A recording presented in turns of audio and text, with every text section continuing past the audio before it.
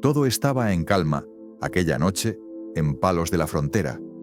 No la calma de la serenidad, sino la del peso que precede a los acontecimientos que nadie logra detener. Las carabelas, amarradas, apenas se mecían con la respiración profunda del Atlántico. La madera crujía como si murmurara secretos antiguos, y el aire, denso como una tela vieja, olía a sal y a despedida. Era 2 de agosto de 1492. Europa no dormía, aunque fingiera hacerlo. En sus entrañas se agitaban siglos de guerra, dogma y ambición contenida. La reconquista acababa de sellarse con la rendición de Granada. Los reinos se reconfiguraban. La fe ardía más que nunca. Y el conocimiento, o lo que de él sobrevivía, se arrinconaba bajo llaves y símbolos, custodiado por quienes sabían que el mundo no era tan plano como los libros lo proclamaban. En una posada cerca del puerto, Colón velaba. No rezaba, no escribía, no hablaba. Miraba un punto fijo en el suelo, como si ahí, en una grieta entre las baldosas, hubiera visto abrirse una puerta hacia otro orden de cosas. No parecía un héroe, ni un iluminado. Parecía un hombre que ya había cruzado el umbral sin moverse de su silla. A su alrededor, los marineros murmuraban con vino agrio en la boca y miedo en el alma. Algunos tenían hijos que dormirían esa noche sin saber si volverían a ver a sus padres. Otros pensaban en el oro, en la fama, en la salvación. Pero ninguno, salvo uno, miraba al horizonte como si ya supiera lo que iba a encontrar. Y es que, en el fondo de esa noche, no había certeza, pero sí una pregunta que no dejaba en paz al tiempo ni a la conciencia. ¿Por qué partía realmente Colón? ¿Qué empujaba a este hombre más allá del riesgo? Más allá de la lógica? Más allá incluso de la fe? No vamos a responder con juicios, ni con certezas absolutas, tampoco con teorías que se disfrazan de verdad. Lo haremos con memoria serena, como quien revisa lentamente los fragmentos de un sueño largo, y se da cuenta de que quizá las razones más profundas no son las que se escriben en los libros, sino las que se susurran entre las pausas del relato oficial. Y así comienza nuestra caminata nocturna por los ecos de ese viaje, no para revivirlo, sino para escucharlo otra vez, desde otro lugar. Cristóbal Colón no era un santo, ni un loco, ni un profeta. Era, ante todo, un hombre movido por una idea que lo devoraba. Una obsesión no nacida en un día, ni en un libro, ni en una conversación. Era una semilla antigua, hundida en lo más hondo de su alma, que con el tiempo fue creciendo hasta no dejarle espacio para otra cosa. En los retratos póstumos se le pinta solemne, casi estático, pero los que lo conocieron hablaban de su insistencia, de su incomodidad, de su mirada que nunca reposaba. No era alguien fácil de tratar. Su lengua era áspera, su paciencia escasa, su seguridad desconcertante. Había algo en él que parecía no pertenecer del todo al mundo que lo rodeaba, como si siempre estuviera caminando un poco más adelante, sin esperar a los demás. No hablaba de mapas como quien busca rutas. Hablaba de señales, de corrientes marinas que llevaban a tierras aún no nombradas, de aves migratorias que volaban hacia el oeste al final del verano, de troncos tallados que llegaban flotando desde el horizonte. Todo eso lo registraba, lo interpretaba y lo convertía en certeza. No se trataba de llegar a las Indias, aunque eso dijera. En su interior, Colón sabía que lo que buscaba no estaba en ningún tratado geográfico. Lo que lo impulsaba era una sensación, que más allá del horizonte había algo olvidado, algo silenciado, una pieza faltante en el relato de la humanidad.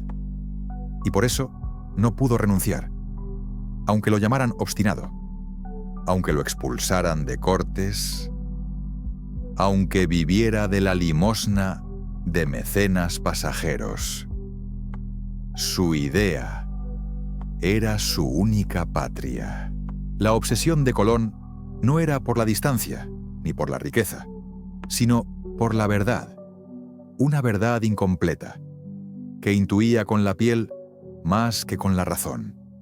En sus escritos, muchas veces confusos, se repite la palabra signo, como si el viaje no fuera una travesía marítima, sino un recorrido espiritual, como si su alma estuviera siguiendo pistas dejadas por otros, por quienes habían ido antes, y ahora lo guiaban en silencio desde lo invisible.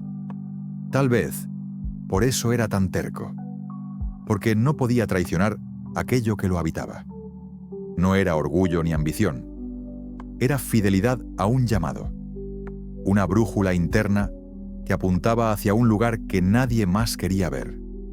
Y así, mientras Europa seguía encerrada en sus límites, en sus fronteras del saber, Colón se preparaba para romper el silencio, no como un conquistador, sino como un buscador, porque para él, el océano no era una barrera, sino un umbral, y al otro lado no esperaban solo tierras nuevas, sino respuestas que lo habían estado llamando desde siempre, con voces antiguas, escondidas bajo el rumor del viento, mucho antes de que las velas se inflaran al viento y los cascos cortaran el Atlántico. Cristóbal Colón ya llevaba años navegando, pero no sobre el agua, sino entre relatos. Su verdadera cartografía no estaba hecha con tinta, sino con ecos de leyendas, retazos de memorias sueltas, historias que flotaban en las tabernas portuarias, en los manuscritos medievales y en las voces rotas de los viejos marineros. Se hablaba de tierras más allá del poniente, donde el oro no era solo metal, sino símbolo, oro que curaba, que brillaba sin apagarse, que no era propiedad de reyes ni mercaderes. Oro que, decían, estaba vinculado a sabidurías antiguas, a una forma de vivir que Europa había olvidado tras siglos de guerras y dogmas.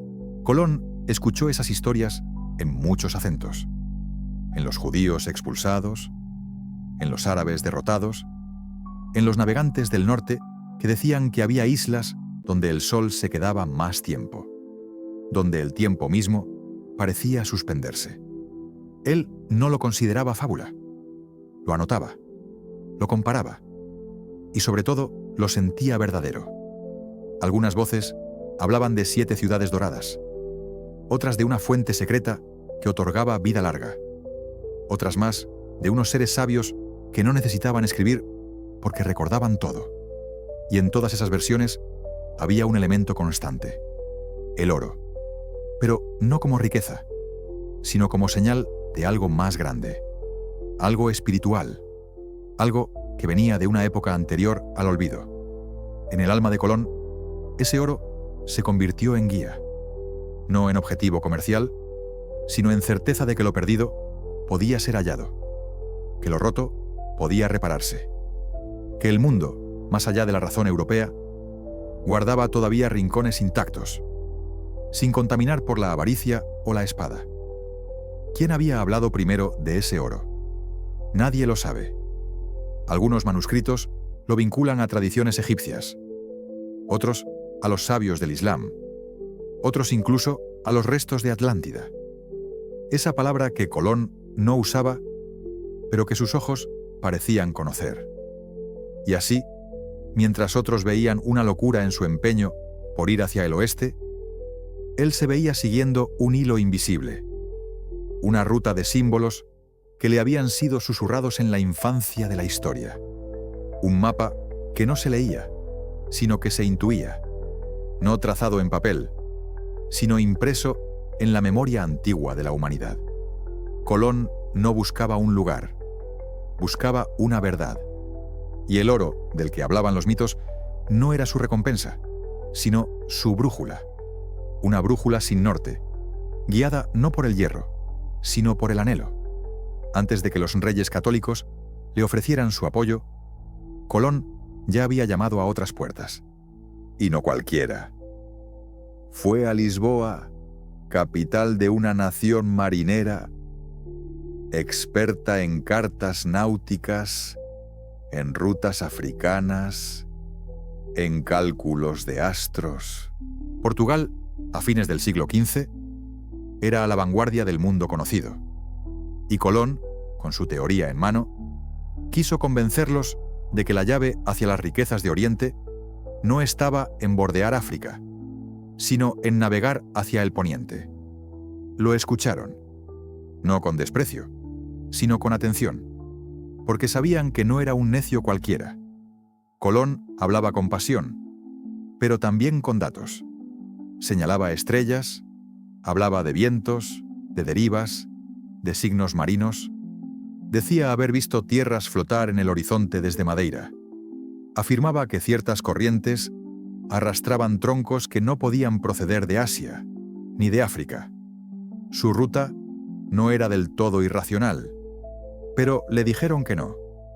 No por falta de interés, ni por burla.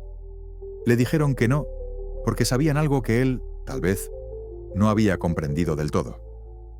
O quizá lo mismo que él, pero visto desde otro lugar. Portugal tenía sus propios mapas. Algunos eran secretos, otros tan antiguos que ya no se compartían ni con sus propios navegantes. Esos mapas hablaban de un mundo más grande, más complicado. Hablaban de islas desaparecidas, de costas fantasma, de rumbos que no siempre llevaban donde uno creía. Y más allá del saber cartográfico, había un saber político. Los portugueses intuían que apoyar a Colón no solo era una apuesta incierta, era, sobre todo, entrar en una narrativa que no controlaban. Porque si Colón tenía razón, si al oeste había tierras con historia, con secretos, con oro sagrado, entonces habría que reescribirlo todo. Y los guardianes del saber no siempre quieren iluminarlo.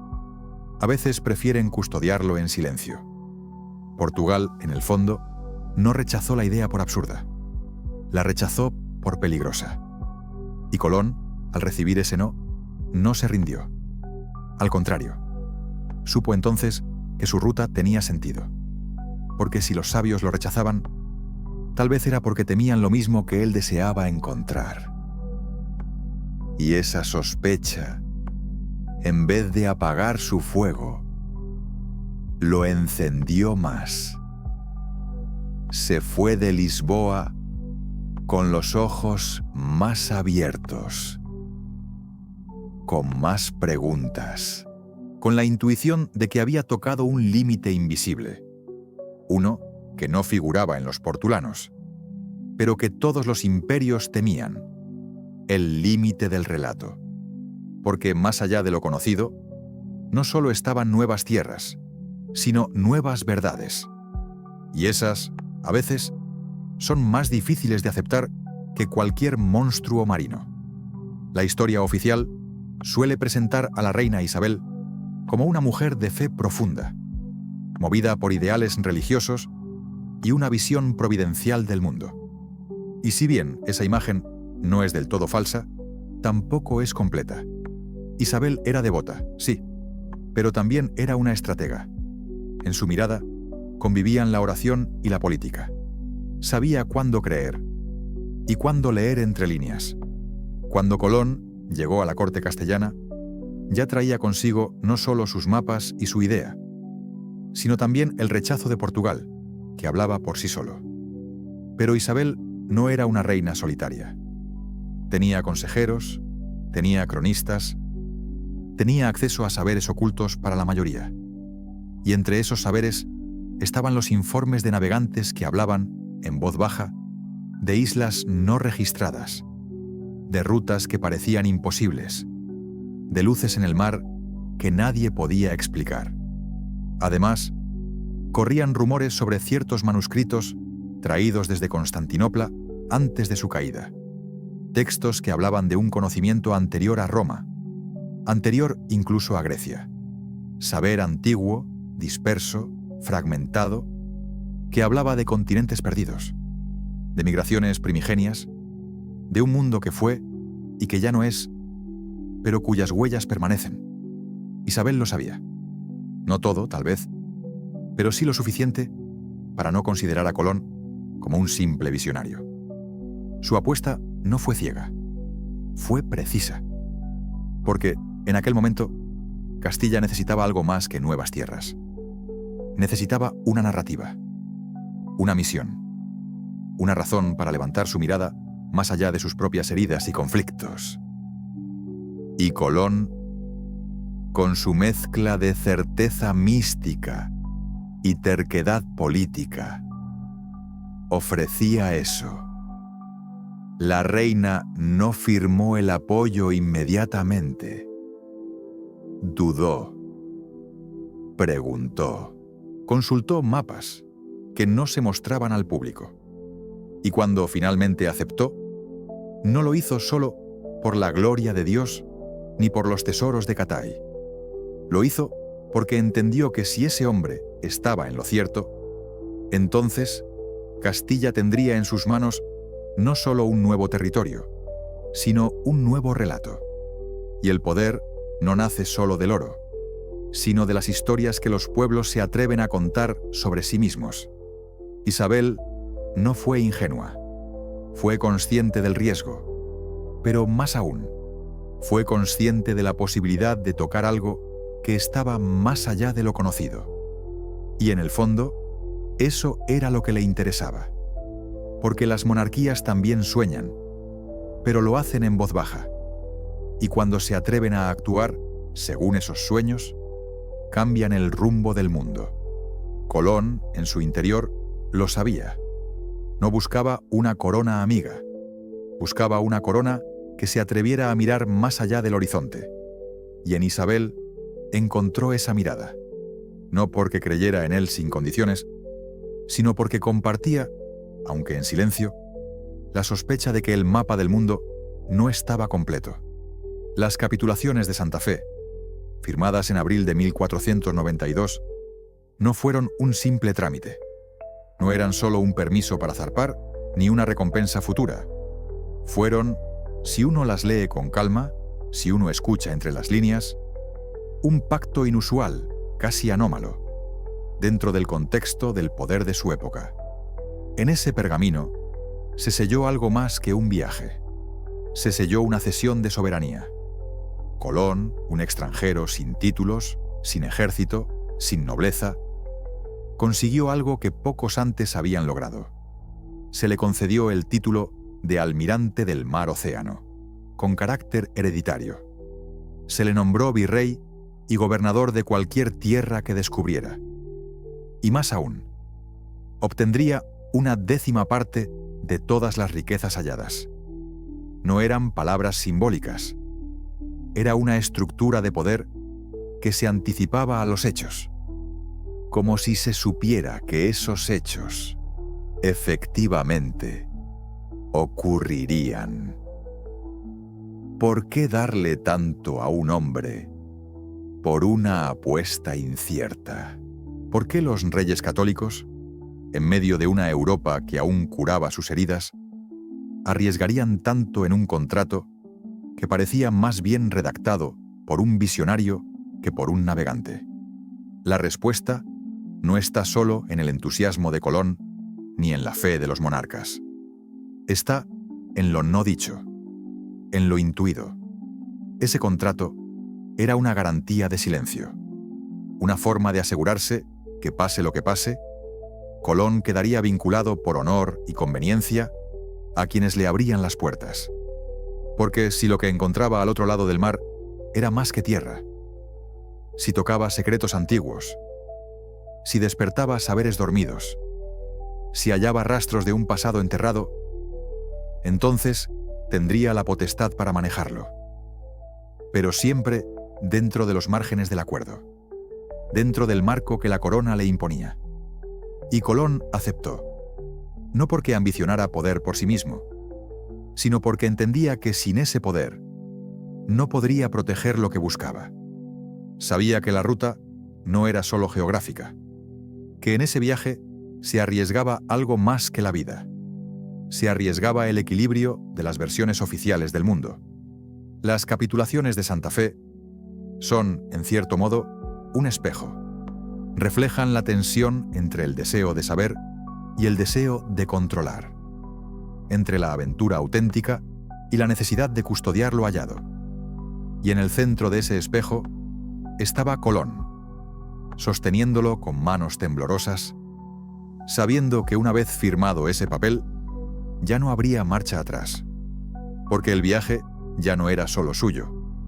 Había pasado a ser parte de una maquinaria mayor, una maquinaria que necesitaba oro, pero también mitos, que buscaba riqueza, pero también validación, y que, quizás sin saberlo del todo, había abierto una puerta hacia lo desconocido, sin poder cerrarla después. Colón no partió a ciegas. Por más que los libros lo hayan repetido durante siglos, no fue el azar quien guió sus carabelas. Había algo más.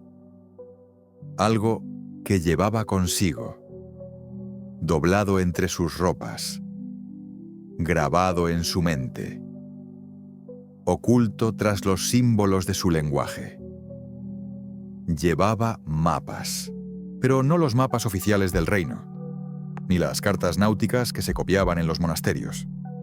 Llevaba otros. Eran trazos antiguos, imprecisos, casi oníricos. Dibujos sobre piel, fragmentos de pergamino, líneas que no correspondían del todo a los contornos conocidos. Algunos hablaban de islas sin nombre, otros de mares calmos donde no debería haberlos. Había quienes decían que eran obra de navegantes fenicios, otros de sabios árabes, otros de órdenes que desaparecieron antes de ser nombradas. Quizás templarios, quizás guardianes de un saber más viejo que Europa misma. Colón los había reunido con paciencia. Durante años los buscó en puertos, en casas de marinos ancianos, en libros escondidos en sinagogas antes del exilio. A veces eran apenas rumores, una frase al paso, un símbolo tallado en la madera de una barca olvidada. Pero en su mente, esas piezas comenzaron a formar un todo, una imagen que solo él parecía capaz de interpretar. Decían que había visto uno de esos mapas en Madeira, que lo había copiado con mano temblorosa, sabiendo que no debía poseerlo, que en ese mapa se marcaban 3 islas, grandes, fértiles, llenas de luz, más allá del oeste. No eran las Indias, no eran Zipango ni Catay, eran algo más. Lugares con nombres que no pronunciaba, como si temiera invocarlos antes de tiempo. Él no hablaba de esos mapas con cualquiera. Los protegía como quien protege un fuego sagrado. Sabía que si caían en manos equivocadas, serían ridiculizados o destruidos. Porque no se trataba solo de rutas marítimas. Se trataba de memoria. Y esa memoria, escrita en códigos, en estrellas, en vientos, era lo que realmente lo guiaba. Cuando embarcó, Colón sabía lo que buscaba.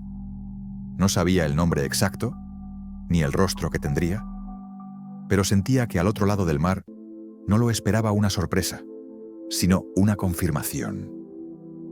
Que su viaje era el eco de otros anteriores, borrados de los libros, pero vivos aún en las corrientes del océano.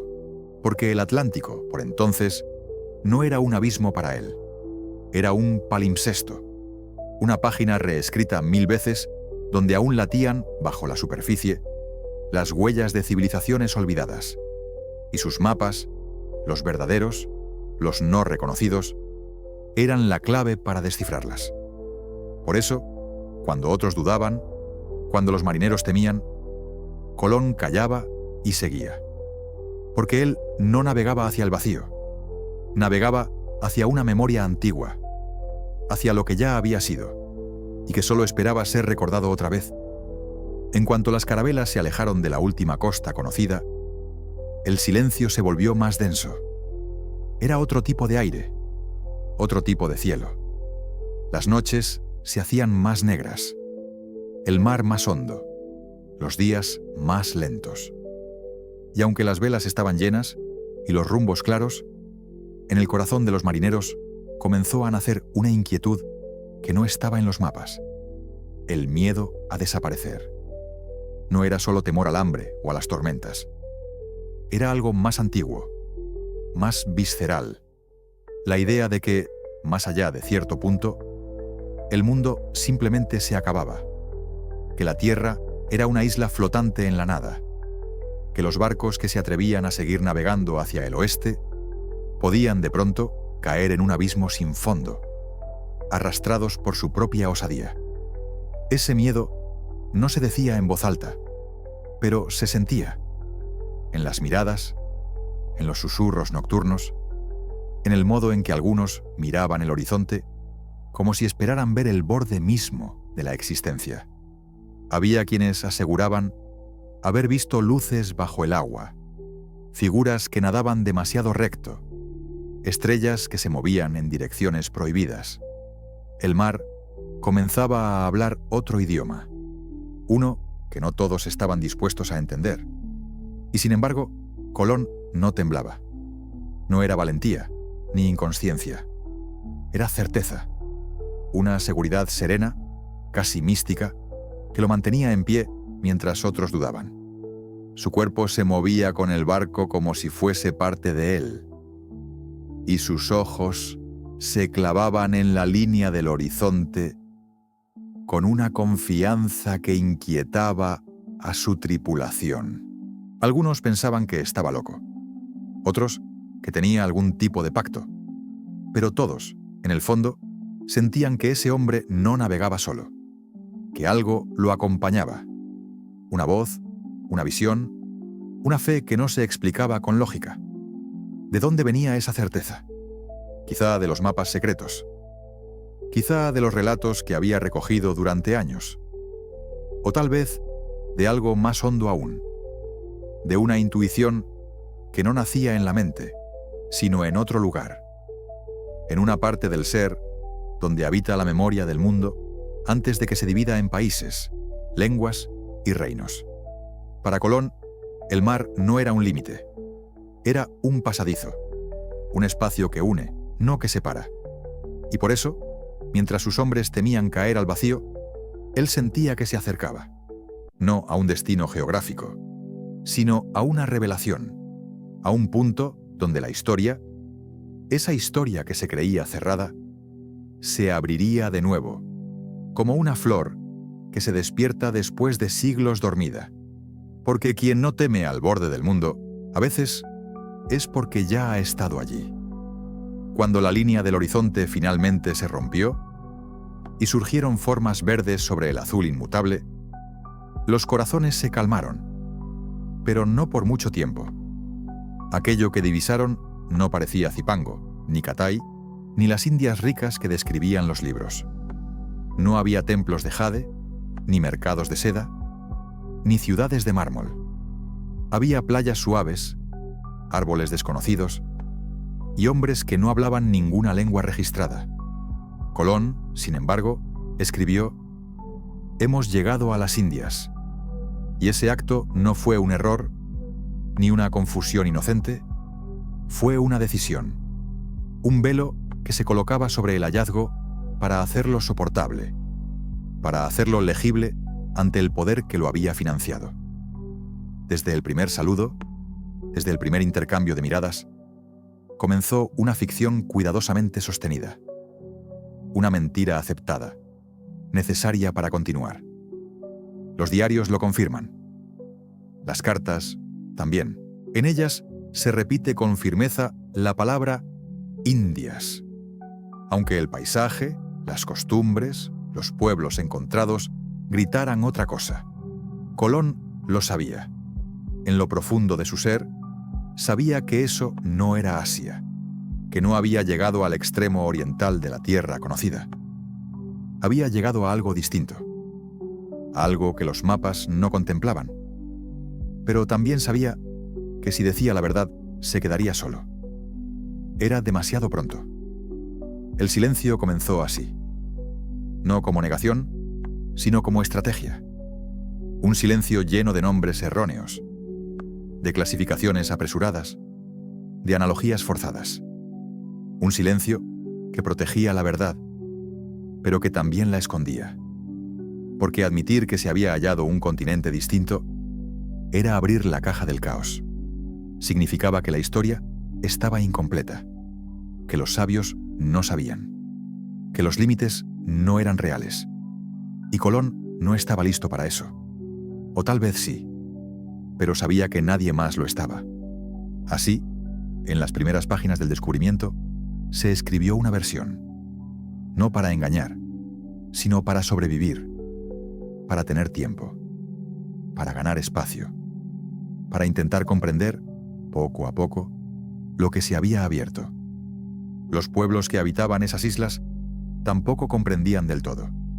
Miraban a los recién llegados con curiosidad, con temor, con respeto.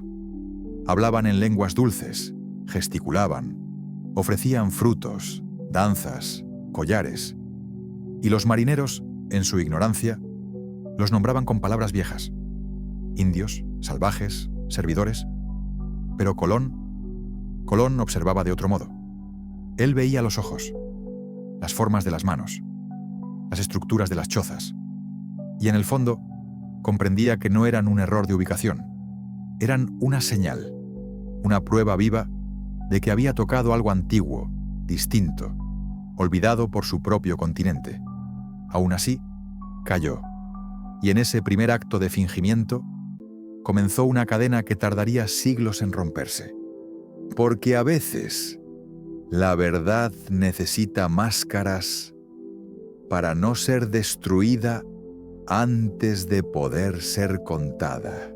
El verdadero encuentro entre los hombres de Colón y los pueblos originarios no fue de palabras, sino de pausas, de gestos, de sonidos incomprendidos. La lengua, ese puente tan celebrado entre las culturas, aquí fue una barrera blanda, como una tela que nadie se atrevía a rasgar del todo. Nadie sabía nombrar lo que veía. Y por eso, la mayoría de las cosas no se dijeron. Colón escribía. Cada noche, en su cuaderno, hacía anotaciones. Detallaba lo que sus ojos veían, lo que sus hombres murmuraban, lo que los nativos intentaban comunicar. Pero hay algo extraño en esos textos. Son meticulosos, sí, pero también están llenos de huecos, de frases truncadas, de descripciones que parecen detenerse justo antes de decir lo esencial. Es como si en su pluma hubiera una mano invisible que lo detenía, como si supiera que, al nombrar ciertas cosas, podía profanarlas. O tal vez temía que, al describirlas tal como eran, nadie le creería. Porque lo que veían sus ojos, en el fondo, no encajaba con lo que su mundo podía aceptar. El lenguaje europeo, lleno de categorías, de jerarquías, de medidas, no alcanzaba para abarcar la profundidad de lo que estaban presenciando. Porque aquellos pueblos no solo eran diferentes, eran antiguos en otra dirección. No menos civilizados, sino civilizados de otra manera. Tenían formas de entender el tiempo, el cuerpo, la tierra, que no se parecían a nada conocido. Y Colón, aunque no siempre lo entendiera, lo percibía. Hay palabras en sus diarios que revelan esa lucha interna. Escribe gente muy gentil, pero también anota fáciles de convertir.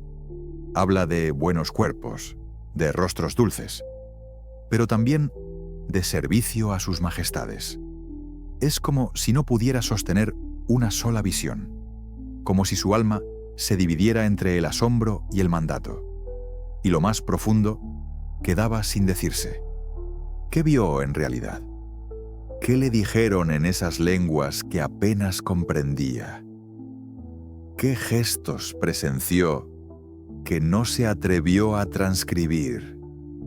No lo sabremos con certeza, pero su silencio, ese espacio entre lo escrito, habla, y a veces más fuerte que sus palabras. Porque hay encuentros que no se pueden traducir. Hay miradas que no caben en el alfabeto. Tal vez por eso, con el tiempo, Colón empezó a escribir menos. No porque viera menos, sino porque había entendido que lo que estaba descubriendo no era solo geografía. Era la grieta en el lenguaje, el límite donde las palabras no bastan. Y es allí, en ese cruce de silencios, donde comenzó el verdadero misterio del viaje. No en las islas, no en el oro, no en las banderas, sino en aquello que no se dijo, en el espacio entre frase y frase, donde aún hoy, si uno se detiene en calma, puede escucharse el eco de lo que se intentó contar. Y no pudo. Al principio parecía una búsqueda simple. Oro. Ese brillo tangible, codiciado por reinos y mercaderes, que prometía resolver deudas, levantar catedrales y alimentar ejércitos. Pero pronto se hizo evidente que en los ojos de Colón, el oro no significaba lo mismo que para sus compañeros. Para muchos, era tesoro. Para él, era señal. Desde los primeros encuentros, Colón mostró un interés peculiar por todo lo que brillaba. Preguntaba por adornos, por collares, por polvo dorado en los ríos. Anotaba con fervor dónde lo llevaban los indígenas, cómo lo usaban, cómo lo ofrecían. Pero no eran simples descripciones logísticas. En sus palabras vibraba una ansiedad diferente, un hambre que no era solo de poder o fortuna, sino de respuesta, porque Colón no buscaba riqueza, buscaba un símbolo. En Europa, durante siglos, había circulado una tradición que hablaba del oro como materia sagrada, no solo como metal precioso, sino como sustancia solar. El oro como reflejo del alma purificada. El oro como vínculo entre el hombre y lo divino.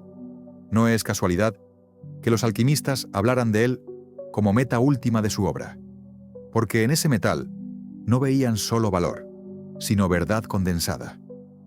Colón había leído esos textos.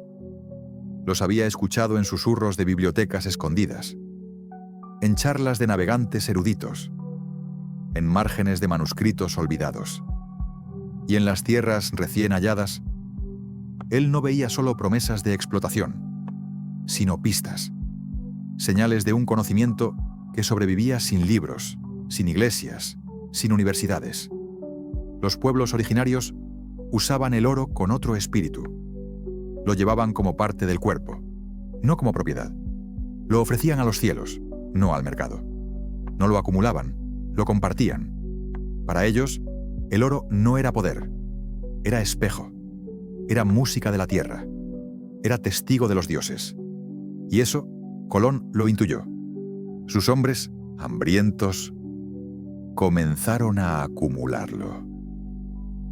Pero él, cada vez que veía una nueva pieza, la observaba con cuidado, como quien se asoma a un secreto.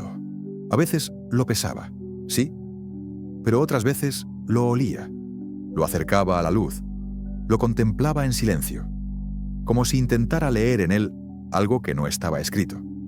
Tal vez buscaba una clave. Tal vez creía que en esos objetos brillantes había información cifrada, restos de una sabiduría perdida.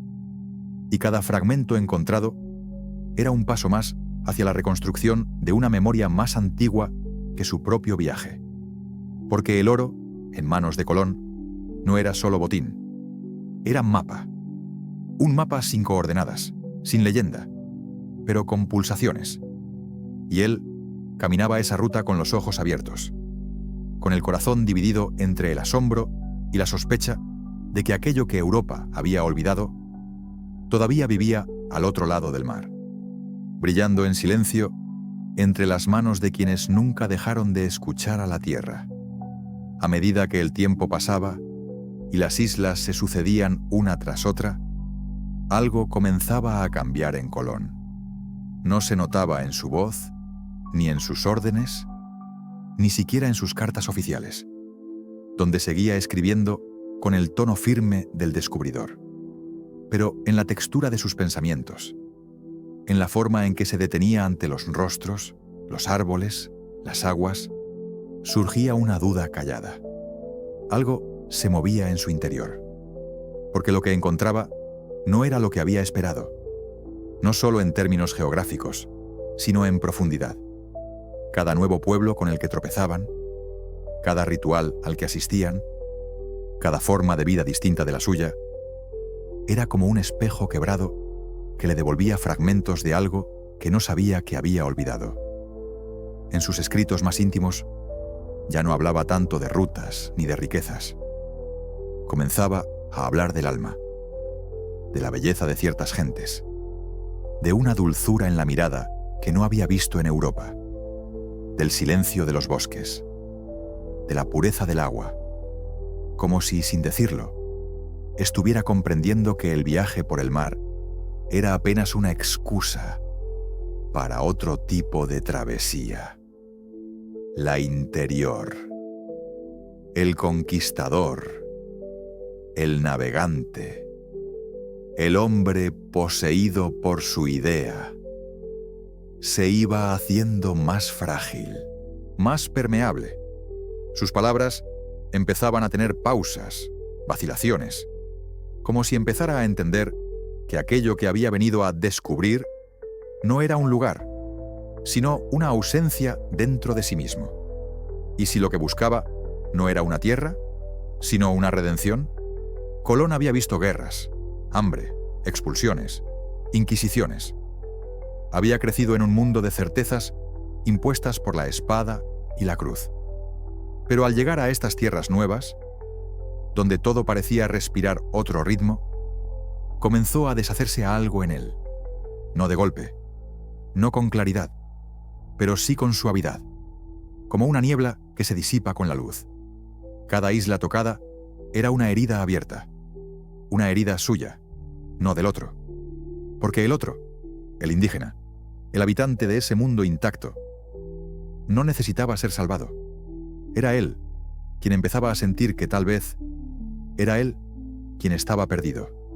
Y ese pensamiento, tan hondo, tan peligroso para el siglo en que vivía, no podía ser dicho en voz alta, pero quedó insinuado en su mirada, en sus últimos escritos, donde ya no promete grandezas, sino que confiesa cansancio, donde ya no celebra conquistas, sino que describe cielos que no había soñado, donde no exige gloria, sino que busca comprensión.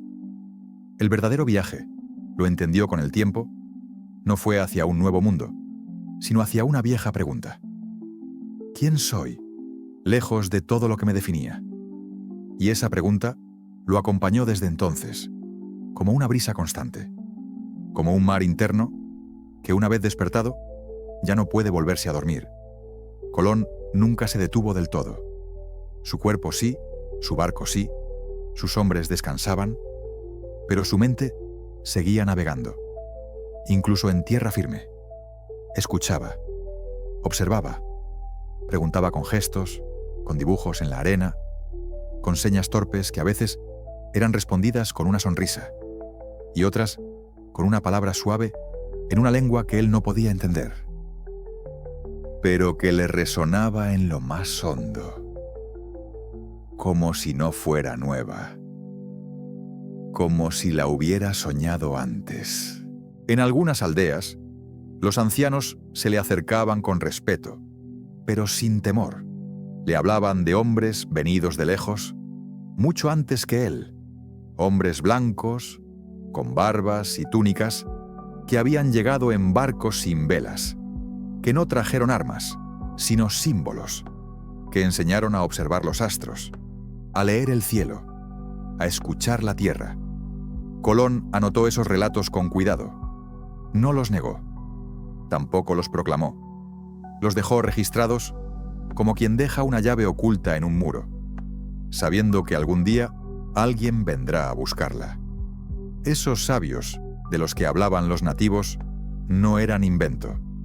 Sus descripciones coincidían, a veces, con detalles de culturas que en Europa se creían extinguidas. Había ecos de los egipcios, de los druidas, de navegantes del norte. Había menciones a signos tallados en piedra, a conocimientos del cuerpo, del alma, del tiempo, que en Occidente solo se susurraban en los márgenes de la historia. Y lo más desconcertante para Colón era esto. Había cosas que reconocía, no de manera precisa, pero sí con esa extraña familiaridad que uno siente ante algo profundamente olvidado, como si aquello que los indígenas mostraban, sus rituales, sus palabras, sus símbolos, le recordaran algo que él había sentido de niño, o que quizás traía en la sangre sin saberlo. En algún momento, alguien le mostró una piedra marcada con una espiral. Colón la tocó en silencio. No dijo nada, pero en sus ojos se encendió una chispa, porque en sus lecturas más oscuras, las que no podía citar en público, había visto ese mismo símbolo, en códices árabes, en manuscritos prohibidos, en dibujos trazados por viajeros que habían jurado haber estado en lugares que no aparecían en los mapas. Los sabios del otro lado del mar no eran mitos, eran testigos de algo más grande, de una humanidad que alguna vez fue una sola, de un conocimiento que no pertenecía a ningún reino, porque era anterior a todos. Y Colón, sin quererlo del todo, había tocado ese borde. Había cruzado el umbral de una historia más profunda, más circular, más consciente, pero no podía decirlo. No entonces, porque Europa no lo entendería, porque sus protectores no lo permitirían, porque el mundo no estaba listo para aceptar que no era el primero, sino apenas alguien que recordaba. Y así, en cada isla, en cada conversación rota por el idioma, Colón sentía que lo más importante no era lo que encontraba, sino lo que empezaba a despertar en él. Cuando Cristóbal Colón regresó a Europa tras su primer viaje, no lo hizo como un hombre liberado, sino como alguien cargado. No hablaba con júbilo, no brillaban sus ojos como los de un conquistador triunfante. Algo se había alterado, algo que no podían entender ni los cortesanos, ni los escribanos, ni siquiera aquellos que lo habían financiado. Había cruzado un umbral y ya no podía volver, pero tuvo que hacerlo. Los reyes católicos, satisfechos con los informes, aunque ambiguos, del descubrimiento, exigieron más. Más claridad, más riquezas, más control. El segundo viaje se preparó con prisa. Esta vez no fue una exploración liviana, sino una expedición de peso. Más naves, más hombres, más armas, más intenciones. Colón ya no era el extraño con mapas secretos. Era un almirante con responsabilidades. Su nombre empezaba a sonar con fuerza. Y con eso venía el peso del poder, pero también del silencio. Porque ahora sabía demasiado. En su corazón, el segundo viaje no era continuación, era corrección. Ya no buscaba comprobar su teoría, ni descubrir nuevas islas. Ahora se trataba de ordenar, de marcar territorio, de establecer dominio. Pero en lo profundo, en lo que no se decía, Colón tenía otro plan: proteger lo hallado, porque había visto cosas que no podía compartir. Había sentido verdades que no cabían en las cartas oficiales. Sabía que al otro lado del mar había algo que Europa no debía tocar con manos sucias de ambición. Y ese algo necesitaba tiempo. Necesitaba resguardo. Necesitaba, incluso, una cierta distancia. Pero la maquinaria del poder no espera. Los nuevos colonos llegaron con prisas, con hambre, con soberbia. Querían plantar banderas, levantar fuertes, tomar posesión. No venían a escuchar, venían a imponer. Y eso rompió algo. no solo en las tierras recién halladas, sino en el alma del propio Colón. Él, que en el primer viaje había sentido la dulzura del encuentro, ahora presenciaba el nacimiento de la violencia. Veía cómo las relaciones que había intentado tejer con palabras y gestos eran ahora cortadas por la espada y el hierro. Veía cómo los pueblos que antes lo miraban con curiosidad comenzaban a esconderse, a temer, a resistir. Y entre todo eso, una herida interna crecía. Porque el segundo viaje no solo fue distinto en propósito, fue distinto en espíritu. Lo que comenzó como búsqueda se convertía en conquista. Y Colón, atrapado entre su visión y su deber, entre la corona y su intuición, empezaba a quebrarse. Ya no escribía con la misma claridad. Sus cartas eran más oscuras, más tensas. A veces se contradecía. A veces callaba. Había en él una sombra nueva, la de quien ha visto algo sagrado y no ha podido protegerlo. Y así, mientras las carabelas se llenaban de cargamentos y los oficiales repartían tierras y nombres, Colón miraba el horizonte con otros ojos, como si supiera que lo perdido ya no podía recuperarse, como si en el fondo entendiera que el verdadero descubrimiento se le había escurrido entre los dedos, justo en el momento en que el mundo decidió apropiarse de él. Cristóbal Colón no era solo un navegante obsesionado con rutas marítimas o un lector de mapas antiguos.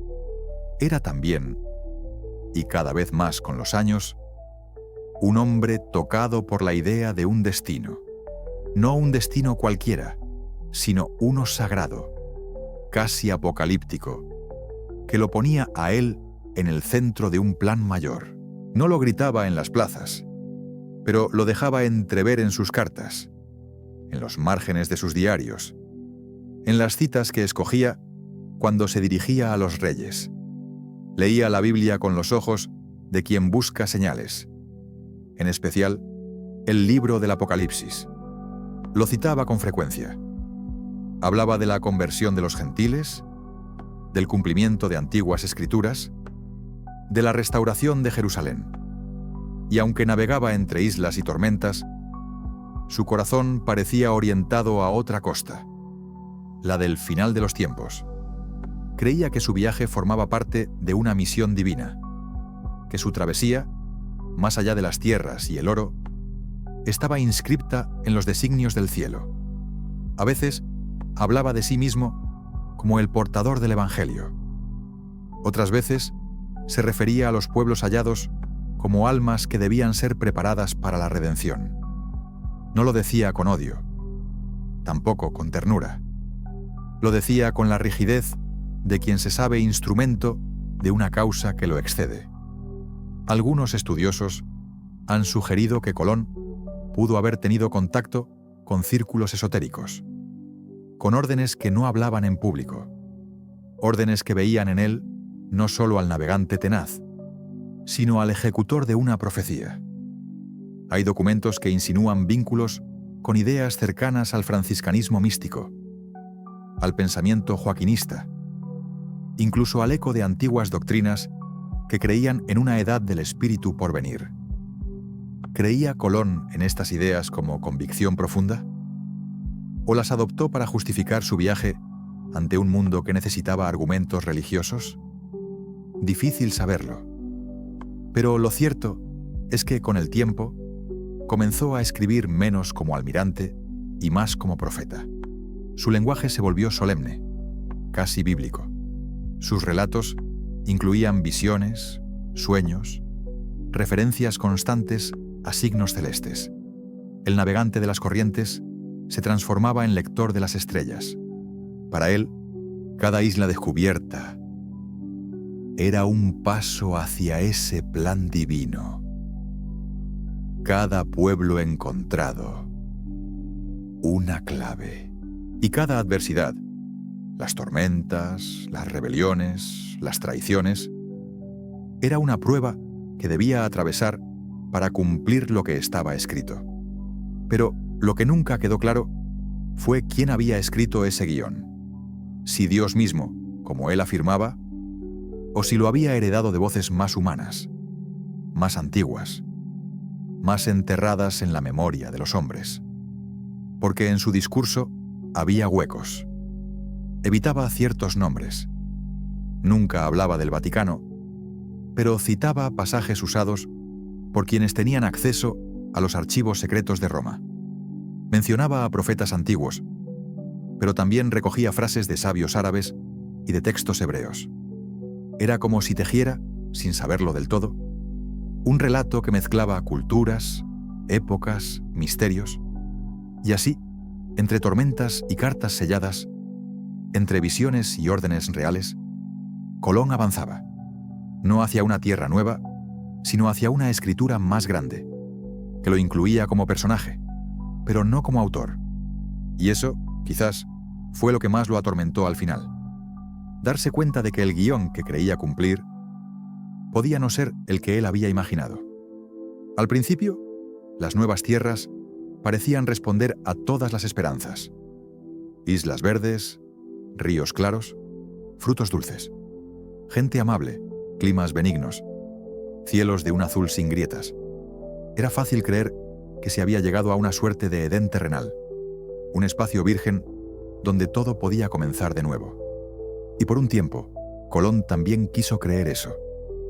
Pero con el paso de los meses, con la llegada de más barcos, con las decisiones que tomaban otros en su nombre, la ilusión fue desvaneciéndose. No de golpe, sino en una lenta e inevitable disolución. Como el sol que se esconde sin ruido detrás de una nube gris. Los colonos no venían a contemplar, venían a extraer, a ordenar, a construir según sus propios moldes. Se fundaban asentamientos donde antes había aldeas vivas. Se imponían lenguas que silenciaban cantos antiguos. Se levantaban cruces donde antes se agradecía al cielo sin palabras. Y Colón, testigo de todo esto, empezó a comprender que algo irrecuperable se estaba rompiendo. Ya no se trataba de descubrimiento, ni de encuentro. Se trataba de dominación. Y el paraíso, ese que parecía esperarlos al otro lado del mar, comenzó a sangrar. No era una sangre visible al principio. Era una herida del alma. Un desencanto que se filtraba en los ojos de los nativos, en la dureza de los rostros de los soldados, en el ruido de las hachas, cortando árboles que llevaban siglos creciendo en silencio. Colón lo veía y callaba cada vez más. No era el mismo hombre que había partido de Palos con una obsesión luminosa. Sus escritos eran más densos, sus frases más oscuras. Comenzó a hablar de traiciones, de desobediencias, de hombres codiciosos. Pero en el fondo, su herida era otra: la pérdida de lo sagrado. El saber que lo que había tocado, aquello que en su interior reconoció como puro, estaba siendo profanado. El paraíso no era una geografía, era un estado del alma. Y ahora se quebraba en sus propias manos. Ya no escribía de oro como símbolo. Lo hacía como carga.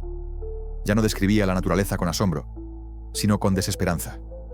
Las aguas eran turbias. Las noches, pesadas. El silencio de los pueblos originarios, más espeso que nunca.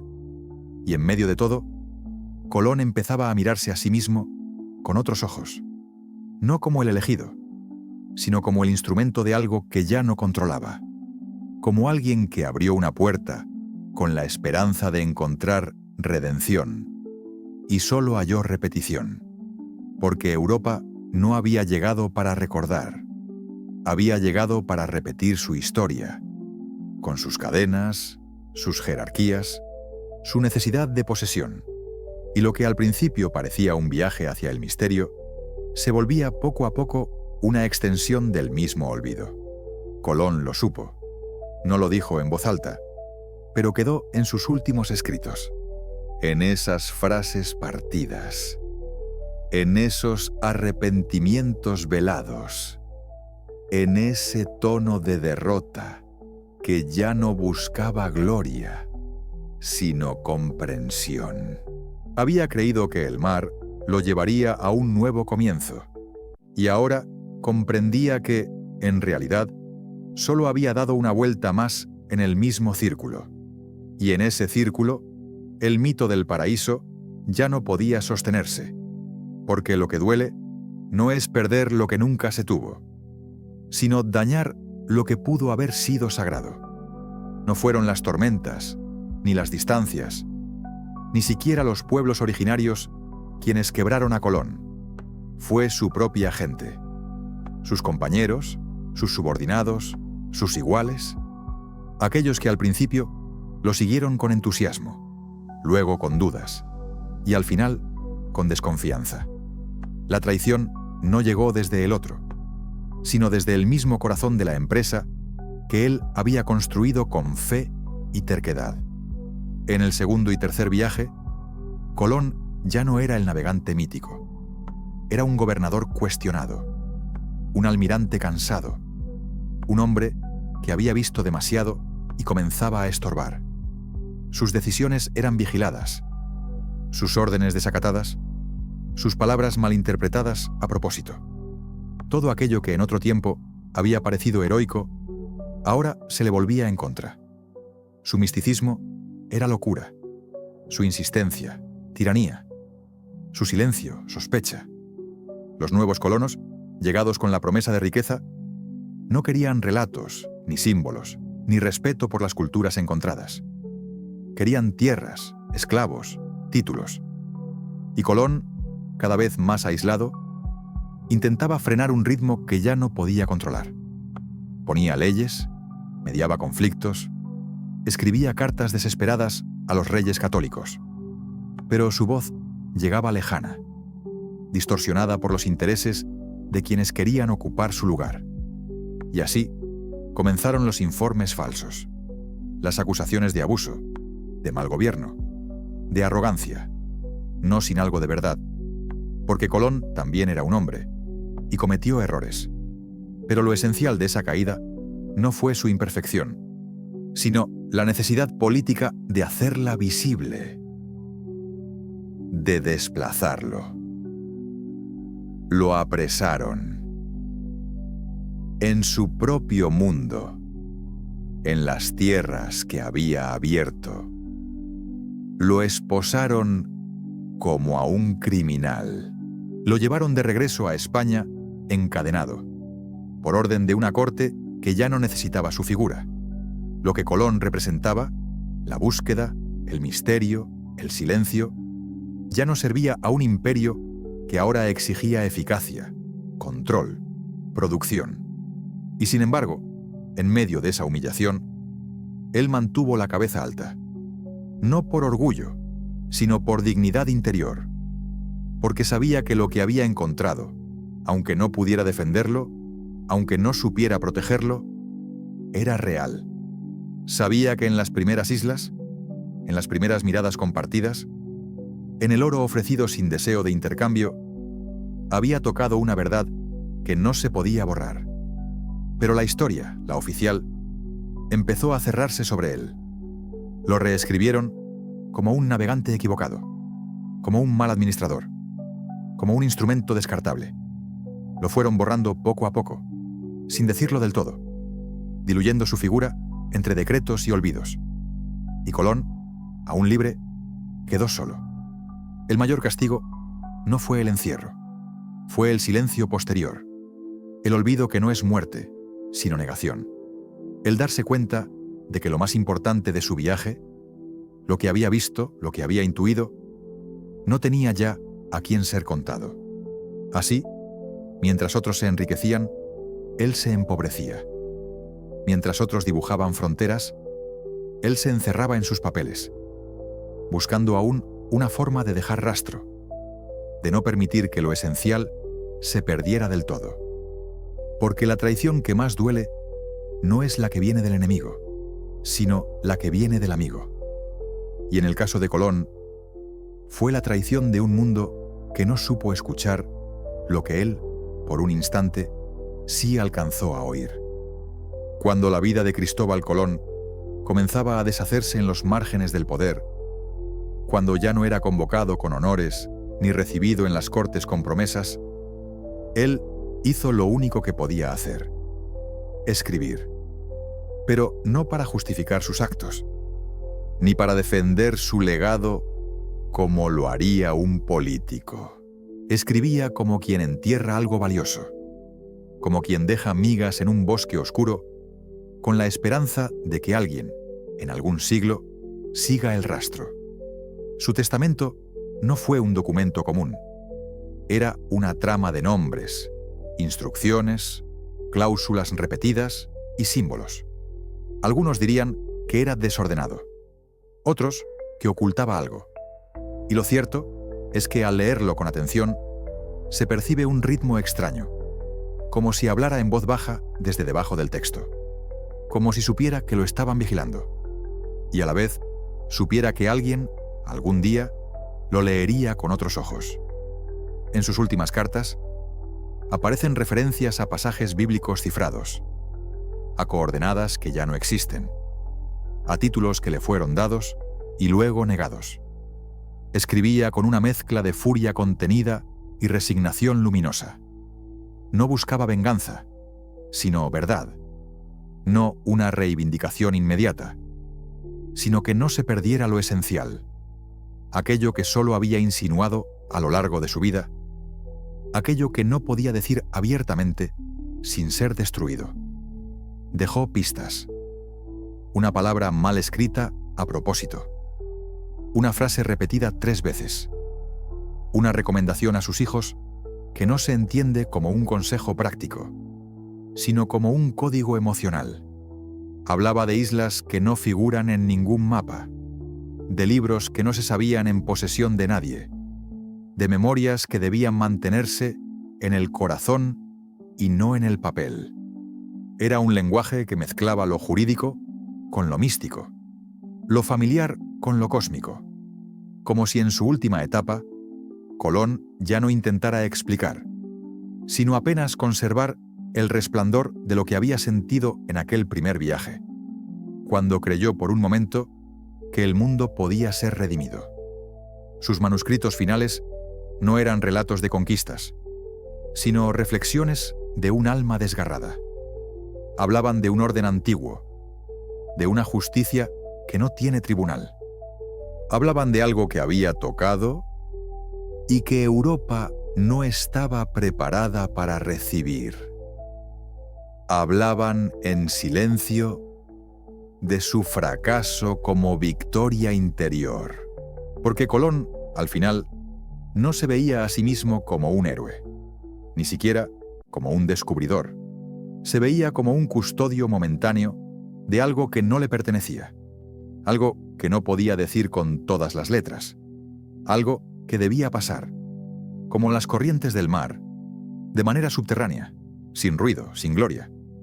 Y así, en cada línea que escribió, antes de morir, dejó sembradas semillas, no para su tiempo, ni siquiera para sus hijos, sino para ese alguien futuro que supiera leer entre palabras, que comprendiera que hay verdades que no se gritan, que no se enseñan, solo se susurran. Y el testamento de Colón, cuando se lee sin prisa, con el corazón más que con los ojos, aún hoy parece susurrar. No fue un continente, no fueron rutas comerciales, no fue la promesa de riqueza inagotable. Lo que Colón descubrió, aunque nunca pudo decirlo con claridad, quizá porque ni él mismo supo nombrarlo del todo, fue una grieta en el relato del mundo, en ese relato sólido, cerrado, cuidadosamente custodiado por siglos de tradición europea. Un relato en el que todo parecía tener ya su lugar: los orígenes, los límites, los saberes, los salvadores y los condenados. Y sin embargo, tras cruzar el mar, se abrió una rendija que dejaba entrar una luz distinta, una luz incómoda, porque lo que encontró en esas tierras no fue lo otro, fue lo anterior al cristianismo, al imperio, a la razón ilustrada. Encontró señales de una humanidad que no era joven, sino profunda. Culturas que no nacían desde la carencia, sino desde una relación con el tiempo y la naturaleza que Europa ya había olvidado. Formas de vivir que no necesitaban conquista, ni misión, ni justificación. Y al verlas, Colón comprendió que el mundo no era una línea que avanzaba desde el caos hacia la civilización. Era un círculo, y ese círculo tenía pliegues, resonancias, pasajes que no se decían en voz alta. Lo supo cuando vio a los sabios indígenas leer el cielo con una precisión que no figuraba en ningún tratado europeo. Lo sintió cuando escuchó canciones cuyo ritmo coincidía con antiguos himnos del Mediterráneo. Lo presentía cada vez que veía símbolos en piedra que parecían coincidir con otros que había visto, años atrás, en códices perdidos. No eran coincidencias, eran recuerdos que flotaban entre los pueblos, fragmentos de una memoria común que había sido quebrada, dividida, escondida. Y ahora, frente a él, reaparecía, viva, no como revelación milagrosa, sino como evidencia silenciosa. Eso fue lo que descubrió, que la historia era más vieja de lo que se contaba, que el mundo era más unido de lo que se enseñaba, que lo olvidado no estaba muerto, sino dormido.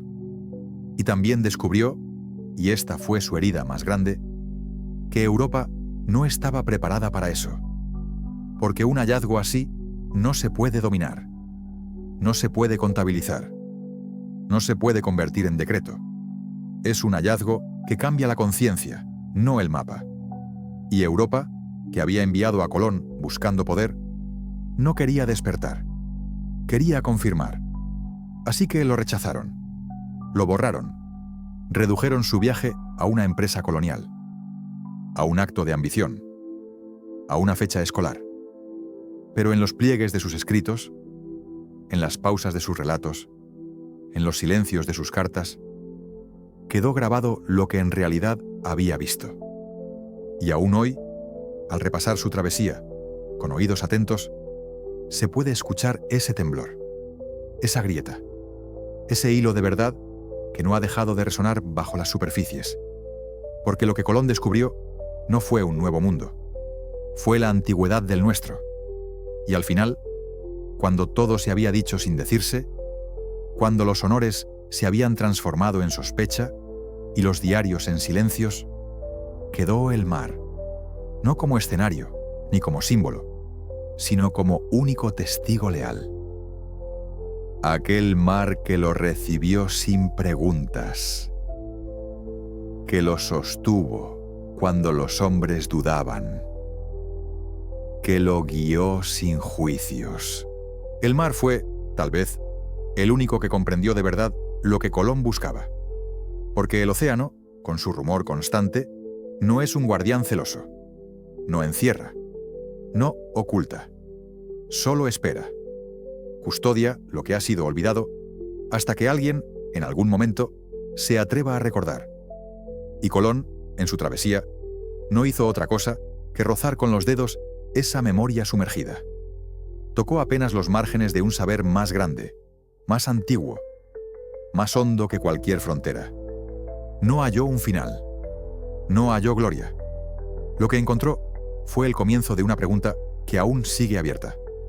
Una pregunta que no tiene una sola respuesta, porque no se trata de saber, sino de escuchar. Escuchar al mundo, escuchar al pasado, escuchar al silencio. Y así lo dejó, con frases quebradas, con rutas incompletas, con símbolos escondidos, como si supiera que el verdadero viaje no era el suyo, sino el nuestro, que su historia debía ser contada no para repetirla, sino para mirarla de otro modo, sin triunfos, sin fechas, sin banderas, con alma. Colón murió sin comprender del todo lo que había desatado, pero dejó sembrado algo, una inquietud, una grieta en la lógica, una fisura en el relato. Y tal vez por eso aún seguimos hablándolo, aún seguimos buscándolo, no a él, no a sus restos, sino a la pregunta que lo habitó, porque el mar no esconde, El mar espera, y mientras duerme, entre corrientes, entre islas, entre peces que cruzan siglos, siguen flotando las palabras que nunca pudo pronunciar, las visiones que no supo explicar, los nombres que no se atrevió a escribir, como si su verdadero legado no fuera un descubrimiento, sino un eco que nos alcanza, suave, cada vez que nos sentamos en silencio frente al horizonte y sentimos que hay algo más allá, no algo nuevo, sino algo olvidado, algo que quizás aún nos está llamando. Y en esa llamada tranquila, serena, sin promesas ni ruidos, tal vez sigue el alma de aquel navegante, no como héroe, ni como mito, sino como hombre que se atrevió, sin entender del todo por qué, a mirar hacia lo desconocido y no apartar la mirada. El mar lo sabe, y nosotros, si estamos atentos, también.